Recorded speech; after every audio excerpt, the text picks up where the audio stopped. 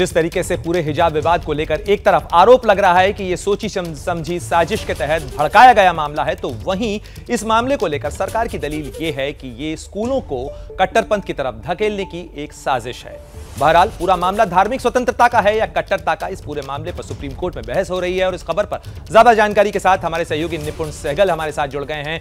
निपुण, इस पूरे मामले में आज भी सुनवाई होनी है, आज किन दलीलों की उम्मीद की जा सकती है और क्या आज कंक्लूडिंग रिमार्क या कंक्लूडिंग जो आर्गुमेंट है वो हो सकता है?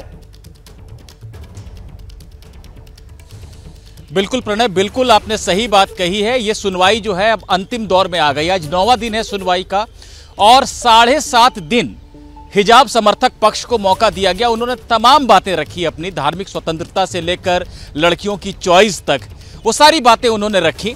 और कल आधी सुनवाई के बाद से राज्य सरकार ने जवाब देना शुरू किया है। पहले सॉलिसिटर जनरल तुषार मेहता ने जवाब दिया और उसके बाद कर्नाटक के एडवोकेट जनरल प्रभु लिंग जवाब दे रहे हैं इस समय। ऐसे में उम्मीद ये की जानी चाहिए कि अगर कर्नाटक के एडवोकेट जनरल की दलीलें आज पूरी हो जाती हैं, जिसमें 1-1.5 घंटा लग सकता है, तो हिजाब समर्थक पक्ष एक बार फिर से जवाब देगा और संभव है कि सुनवाई आज पूरी हो जाए और कोर्ट फैसला सुरक्षित रख ले।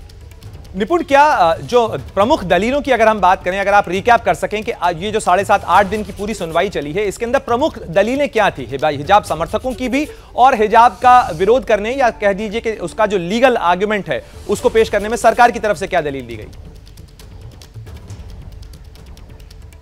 बिल्कुल बिल्कुल प्रणय, मैं संक्षेप में बताने की कोशिश करता हूं। सबसे पहले तो 15 मार्च को कर्नाटक हाईकोर्ट ने आदेश दिया था, जहां राज्य सरकार के उस सर्कुलर को सही ठहराया था जिसमें ड्रेस कोड के पालन की बात कही गई थी। कर्नाटक हाईकोर्ट ने यह भी कहा था कि हिजाब कोई अनिवार्य हिस्सा है नहीं इस्लाम का। उसके बाद ये मामला यहां आया और यहां पर तमाम जो बातें कही गई हिजाब समर्थक पक्ष की तरफ से, कहा गया कि धार्मिक स्वतंत्रता का अधिकार संविधान का अनुच्छेद 25 देता है कि अपने धर्म का आप पालन कर सकें।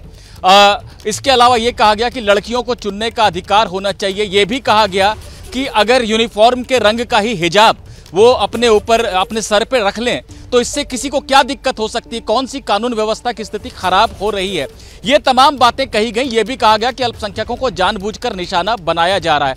राज्य सरकार ने जवाब में कहा है कि ऐसा नहीं है कि किसी को निशाना बनाया जा रहा है। दरअसल 2012-13 से ही ड्रेस कोड चल रहा है कर्नाटक के स्कूलों में और 2021 तक सबने पालन किया।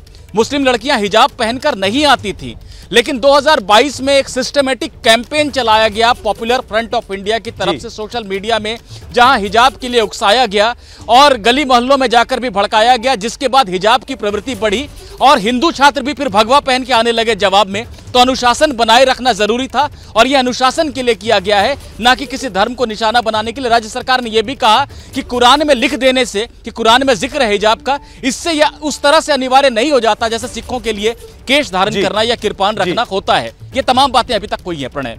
जैसे ही घड़ी का काटा दोपहर 2:30 पे आए, बबीता जी का दिल सास बहू साजिश के लिए मचल जाए।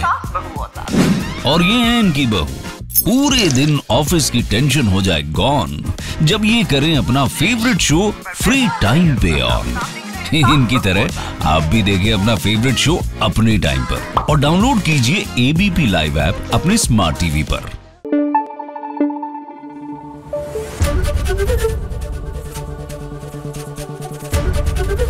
एबीपी न्यूज आपको रखे आगे।